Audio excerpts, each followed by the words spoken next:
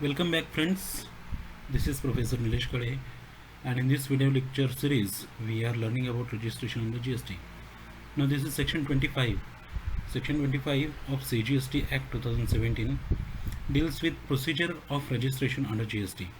So let us start. Any person who is seeking registration under GST shall be granted a single registration in a state or union territory. It means separate registration for each business vertical is required. These are some important points which is given under section 25. These are the procedures. Okay, please learn it properly. So every person will have to take registration in their own state, and there is one more section, section 26, that is the deemed registration, that says that if you are taking registration in state GST Act, that is SGST, that will be deemed as, that will be assumed as we have taken the registration under CGST Act as well, and UTGST Act as well, right, and IGST Act as well. This is what you have to understand. Suppose you are doing registration, if you are doing business in two states, then you have to take two registrations. Okay, because separate registration is required for each state. That is what they say. Let us go ahead. A person, though not liable to be registered under section 22 or section 24 of the CGST Act, may get himself voluntarily and comply all the provisions of the GST Act as applicable to the registered person. So even if you are not eligible to take the registration, you can get registration voluntarily, because you want to get registration in the GST, because you want to get ITC, input tax credit. Even if your aggregate turnover does not reach to the threshold limit, you can take registration by yourselves, right? So a person who has obtained or is required to obtain more than one registration, whether in one state or union territory, or more than one state or union territory, shall in respect of each such state be treated as distinct persons for the purposes of GST Act. So this says that if you are taking registration in one state, but you are taking more than one registration, let us suppose you are taking two registrations in one state, that is Karnataka. In this case, for the GST purpose, we will be considering that as two different persons are having transactions amongst each other, right? So whatever registration you take with, that will be considered as a distinct person. This is what you have to understand, right? Distinct person. Where a person who has obtained or is required to obtain registration in a state or union territory in respect of an establishment has an establishment in another state or union territory, then such establishments shall be treated as establishments of distinct persons.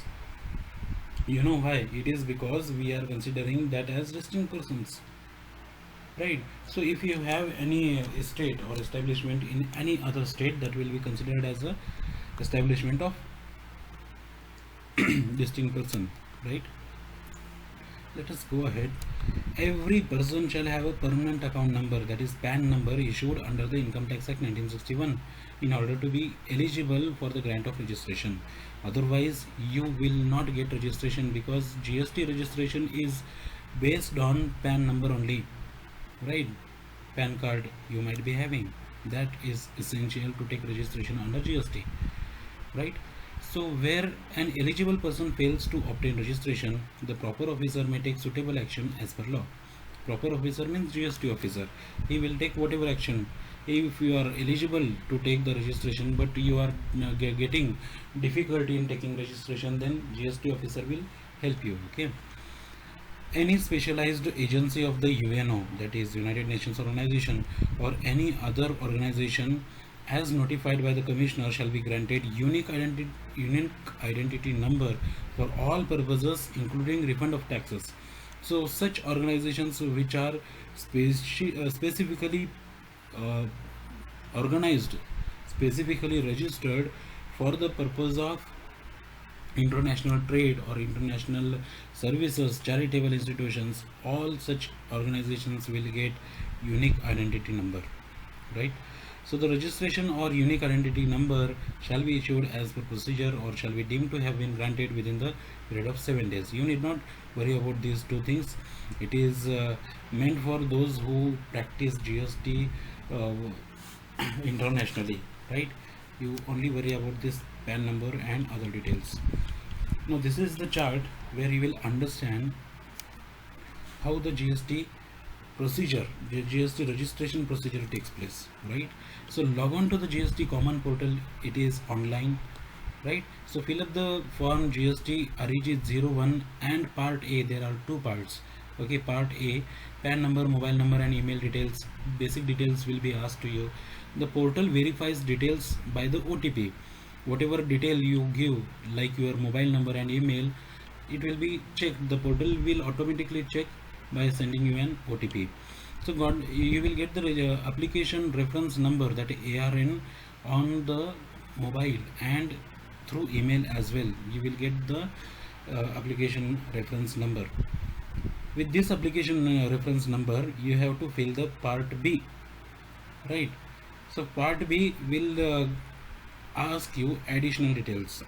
There you have to upload the required documents, and then GST officer will verify all the details that you have given within 3 working days, and then officer approves the GST application, right? Certificate of registration under form GST REG 06 will be given to you. But in this case, where GST officer is verifying, officer may ask for more documents in GST REG 03. If he requires that, if he feels that your documentation, whatever you have given, is not sufficient, he may ask for more documents, right? Then you have to produce it within 7 working days in GST REG 04. These are the application numbers, right? Officer may reject your GST application registration. Okay, he has the right, because you may not have the right kind of document, or your approach might have failed, or you might have done some mistake while applying for registration. Proper officer may cancel your registration application under GST REG 05, right? Hope you remember this procedure. Now there are amendments in this registration chapter of CGST. Now there are also rules which deal with the registration procedure. Rule 8 to 26, they have been amended up to October 2020. All those details have been given here. Rule 8 says individual shall undergo Aadhaar authentication. So if you are registering as an individual, then Aadhaar authentication is necessary, right? This is the amendment made, very recent amendment made. There is one more section which is added. Rule 8.4a, Aadhaar authentication shall be done after the submission of GST REG 01 part B. It means after ARN you are filing part B. Look at this. After ARN, application number, application reference number, you are filling part B, right, using the same reference number. It is also called as TRN, temporary reference number. Okay, so you are getting this reference number with which you are going to get the GST identification number, GST IN, right? After successfully completing part B, and after successfully officer has approved your application, then you are going to get the certificate of registration under GST form GST REG 06. Here you will get GST IN number of yours, right? But if you are an individual, Aadhaar authentication is required, right? So Aadhaar authentication shall be done after the submission of GST REG 01, right? That is the part B. That is what we have seen. Rule 9 and sub-rule 1 says that physical verification of principal place of business shall be done in the presence of applicant within 60 days of application of registration. So physical verification of principal place of business was not there earlier, but this time under this rule they have clearly stated that physical verification will be done, right? Upon satisfaction, registration will be granted. If there is no reason to satisfy your principal place of business, friends, you may lose the registration part. Okay. Rule 25, failure of a person to go mandatory Aadhaar authentication, verification report shall be given in the form GST REG 30 In this case, deemed registration provision is not applicable. So in this case, whatever is this is the rule. Here, if you are not going for mandatory Aadhaar authentication, because here they say rule 8 says individual shall go undergo Aadhaar authentication mandatorily, compulsorily, because rule 8 has specifically said it directly. These are all amended rules. Okay. So in rule 25 they say that mandatory Aadhaar authentication, if you don't do, then verification report shall be given in the form GST REG 30, right? So GST deemed registration is not applicable in this case, right? Hope this is clear. Now rule 25, if you look at that in detail, what happens? Rule 25, section 25 says it is amended by Second Finance Act 2019, sections 25, that is rule 6A to 6D. These provisions are added to section 25 of CGST Act. They were inserted with effect from 1st of January 2020. Since last year, these are the subsections which are inserted. What are those subsections? Let us see. Section 25 subsection 6A says, for existing registered persons, mandatory or the Aadhaar authentication shall be done by Aadhaar or any other mode, failure to which registration shall stand invalid. In this section they clearly say that the Aadhaar authentication is mandatory. Next, in 6B and 6C, they say for new registrations, notification shall be granted to give relaxation of authentication for specific persons or class of persons or state or union territory. But the notification is also given, notification number 17 of 2020, with effect from 1st of April 2020, which is the mid of your lockdown. Okay.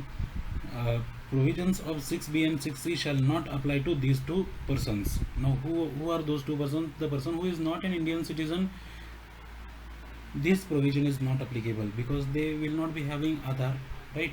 So, persons other than individual Karta, managing director, whole-time director, partners, members of managing committee of association. Managing committee of association means subscription clause in your memorandum of association, right? Those members, that is what we are speaking about here, right? Then board of trustees, authorized representative, authorized signatory, and such other class of persons, right?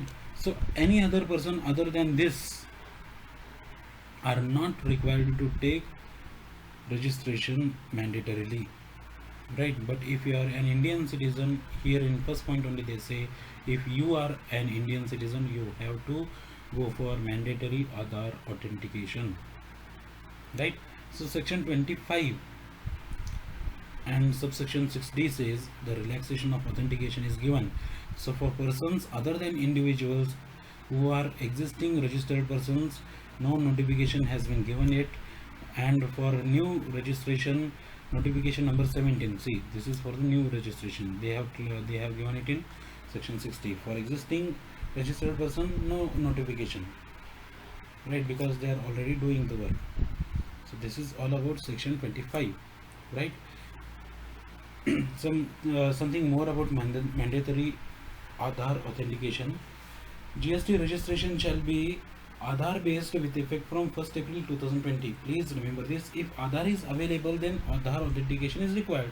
If Aadhaar is not available, then mandatory physical verification of principal place of business is required. This question you may ask, right? So if sir मेरे पास आधार ही नहीं है तो मैं क्या करूँ? आपके पास अगर आधार card नहीं है तो मैंडेटरी फिजिकल वेरिफिकेशन होगा within 7 days of application, right? So failure to offer Aadhaar number for registration shall be deemed that registration is invalid. So whatever registration you have taken, that stands invalid. All other provisions in the Act shall apply if the person is an unregistered person. So all other provisions in the Act shall apply as if the person is unregistered person. See, if you are an unregistered person, you need not pay the GST. You need not file the GST returns. You will not get the input tax credit and many other things. So all your privileges, all your benefits given by the GST Act will be taken away, because you will be considered as unregistered person, right? So this is all about section 25. uh, Hope you have understood everything, and including the amendment. If you want any clarification, please comment below this video, so that I can make another video on your doubts and clarifications. So see you in next video, section 26 and 27. Thank you.